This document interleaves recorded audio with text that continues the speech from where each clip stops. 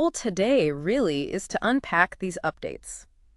How do they actually work? And maybe what's Instagram really hoping to achieve with them? For creators, sure, but also for the platform itself. It's always a bit of both, isn't it? Usually is. The official line, according to the article, is that, well, being a creator is tough. That's what Instagram's saying.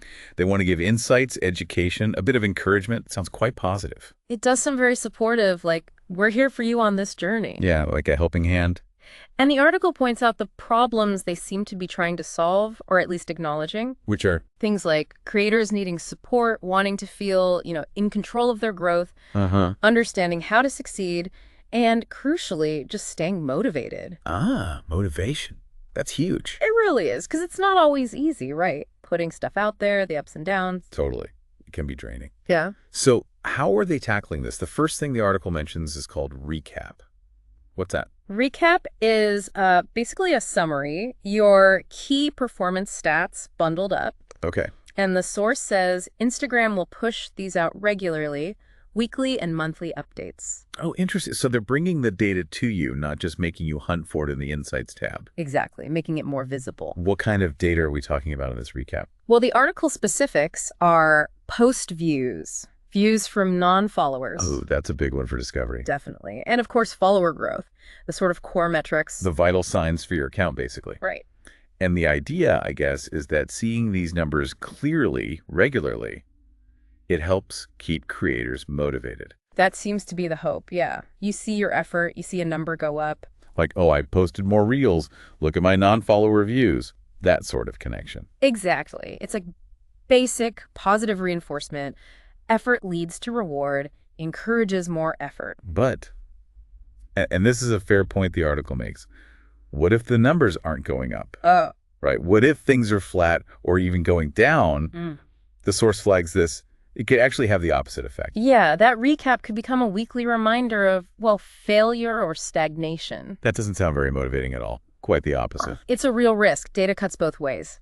Now, the article does mention Instagram says it'll also give feedback. Okay. Like areas for improvement within the recap, trying to make it constructive, not just numbers. So like a report card with maybe some study tips attached. Sort of, yeah. Yeah. But the main thrust, it seems, according to the article, is just getting those stats seen. Making creators more aware of their growth numbers, pulling them out of the regular insights. Making them harder to ignore, essentially. Yep. Keeping performance top of mind. Which presumably keeps you thinking about how to improve them. Which usually means creating more content or different content. Okay, so that's recap, the regular data nudge. What else? The article mentions something called celebrations. Ah, yes, celebrations. This sounds a bit more upbeat. I would hope so, with a name like that. Right. They're described as full-screen prompts. They pop up in the app. When? Like randomly? No. When a creator hits a new milestone, think of it like a little confetti moment from Instagram. A virtual high five. What kind of milestones trigger these? The examples in the article are things like hitting certain follower numbers. Like the big 10K or 50K or whatever. Exactly. Or maybe gaining a lot of followers quickly. Another one mentioned is posting a reel that really takes off, starts trending. Got it. So moments of real, tangible success on the platform. And the point is... Instagram's stated purpose is, and I quote roughly, to reflect on what you've accomplished. Okay. A moment of acknowledgement. An explicit pause to say, hey, you did this. And I bet you can share these celebrations, right? The article probably mentions that. It does. That's key. These celebratory cards, you can share them straight to your stories. Of course. So you hit a goal, get the flashy pop-up, and boom, you share it. Letting your audience know you're hitting milestones. Which is also, content for Instagram. And it signals success, keeps your audience engaged. Yeah. Another loop. Absolutely. Public validation that also feeds the platform. So let's connect these two things then. Recap and celebrations.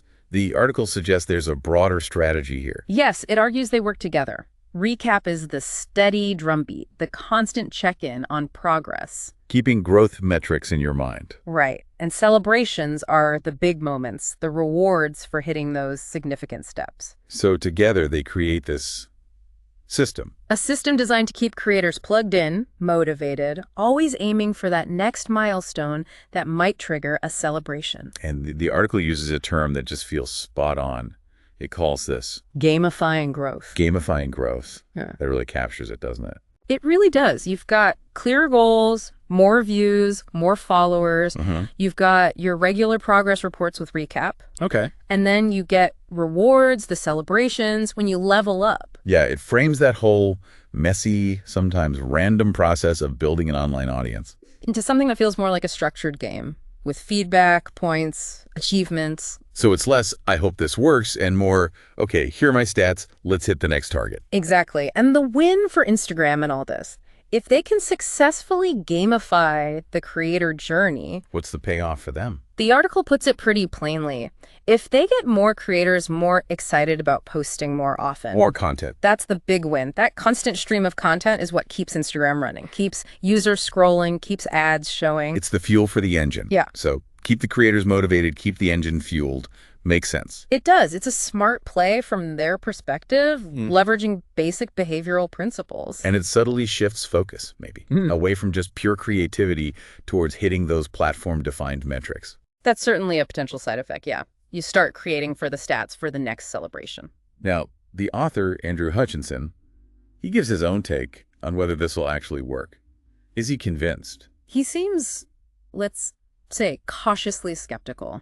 He says he's not sure it'll have a big effect across the board. Like, for many people, these might just be more notifications to swipe away. Possibly. Just noise. But he does see potential in certain cases. Right.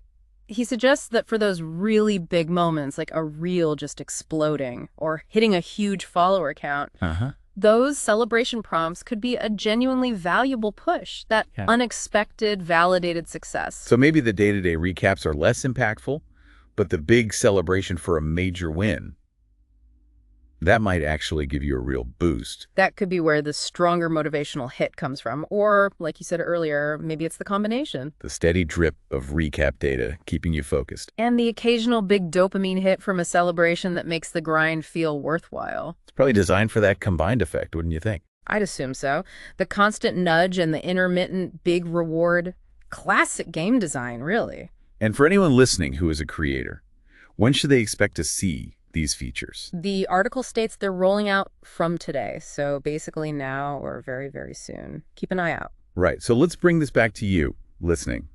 If you are a creator, you're going to encounter these. And understanding the why, not just the what, but the strategic thinking behind them, it gives you a different lens, right? Absolutely. It's not just Instagram being nice. It's a designed intervention to influence your behavior and motivation.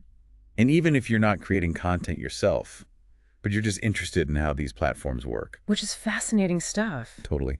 This is a great little case study. It shows how data, app design, and psychology all get woven together. Yeah, to encourage certain actions in this case. Posting more content that ultimately benefit the platform's business model. It pulls back the curtain a bit on how that creator journey isn't just something that happens organically. No, it's an experience being actively shaped, nudged, and now apparently gamified by Instagram itself. Makes you see the platform less as just a neutral stage and more as an environment with its own agenda. Exactly. These features tell you what Instagram prioritizes, content generation, and they're building tools specifically to encourage that. Okay, so quick summary.